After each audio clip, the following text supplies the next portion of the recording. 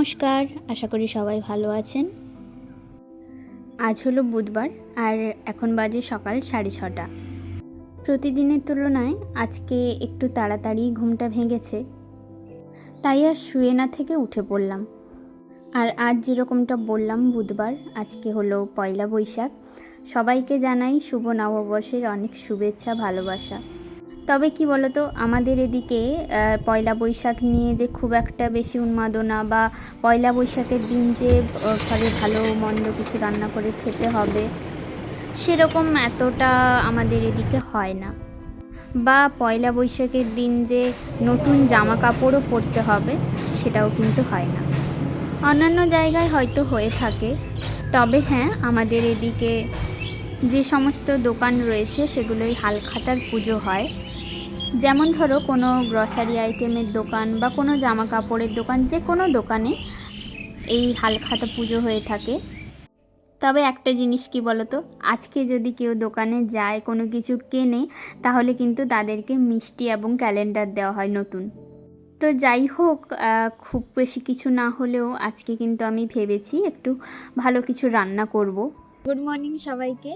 আর আজকে হলো পয়লা বৈশাখ, তাই সবাইকে পয়লা বৈশাখের অনেক শুভেচ্ছা, ভালোবাসা। আর সবাইকে শুভ নববর্ষ।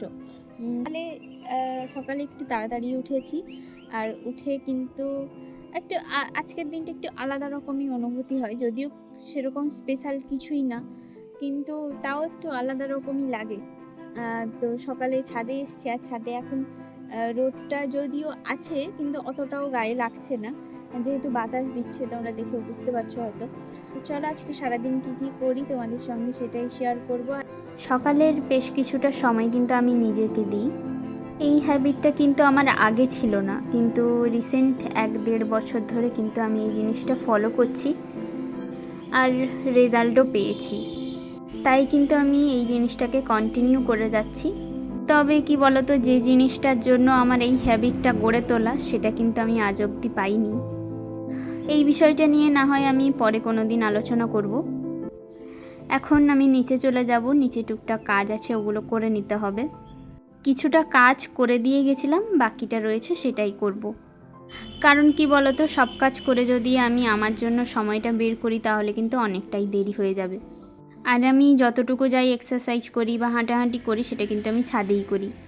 আর আমি ছাদে যদি দেরি করেই যাই বা তখন ওই রোদে যদি আমি এক্সারসাইজ করি বা হাঁটাহাঁটি করি, তখন কিন্তু আমার মাথাটা ঘোরায়। তাই কিন্তু আমি কিছুটা কাজ করে দিয়ে তারপরে কিন্তু এক্সারসাইজ হাঁটাহাঁটি করে আবার নিচে এসে যতটুকু যা কাজ থাকে সেগুলো করে নিই।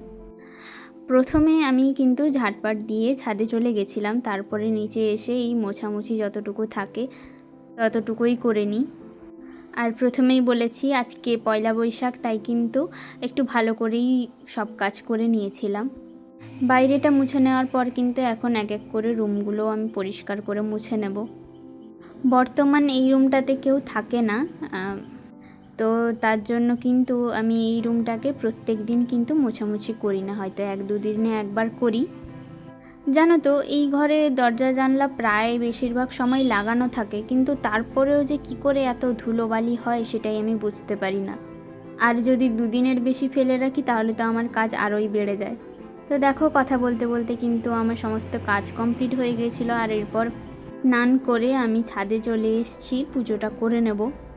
আর এই যে ঘরটা দেখছো, এটা আগের দিন লাগানো হয়েছে, আর আজ কিন্তু এতে জল দিতে হবে। এই ঘরটা কিন্তু গোটা একটা মাস এখানে থাকবে, আর এই ঘটে জল দিয়েই পুজো করতে হবে। এর নিচে কিন্তু একটা ফুটো থাকে যেটা দিয়ে জল পড়বে।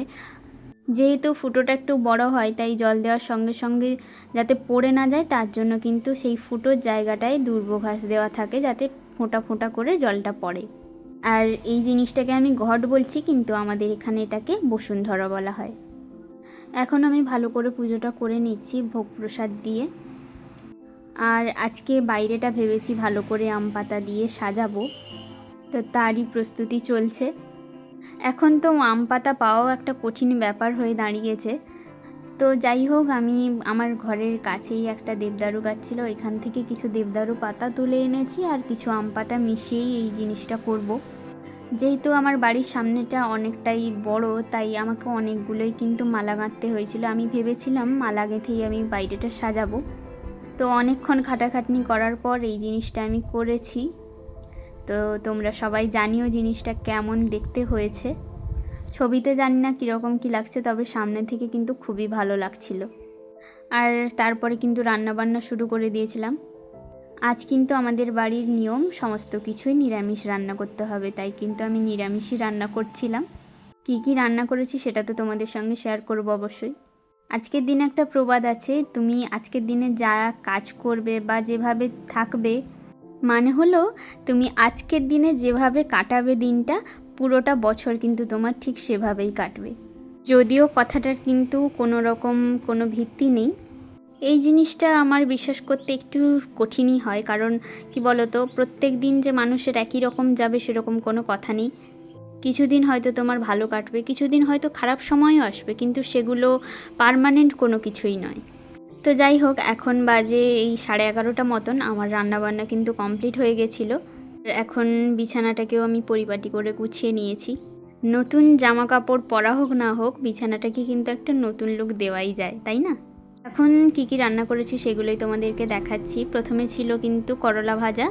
অনেকেই বলবে বছরের শুরুতে তেতো, কিন্তু কি বলো তো, কেউ যদি ওই জিনিসটা খেতে ভালোবাসে তাহলে তার পছন্দের খাবারটা দিতে কোনো অসুবিধা তো নেই। সঙ্গে ছিল কুঁদরি ভাজা, ভেন্ডি ভাজা, বড়ি ভাজা, কুমড়োর ঘন্ট আর এঁচোড়ের তরকারি। তো আমার রান্না করা কমপ্লিট হয়ে গেছে। আর আজকে খুবই রোদ আর প্রচণ্ড গরম, সবাই মিলে খাওয়া দাওয়া করবো। তো আজকের এই ব্লগটা এই পর্যন্তই। সবাই ভালো থাকবেন, সুস্থ থাকবেন। শুভ নববর্ষ সবাই।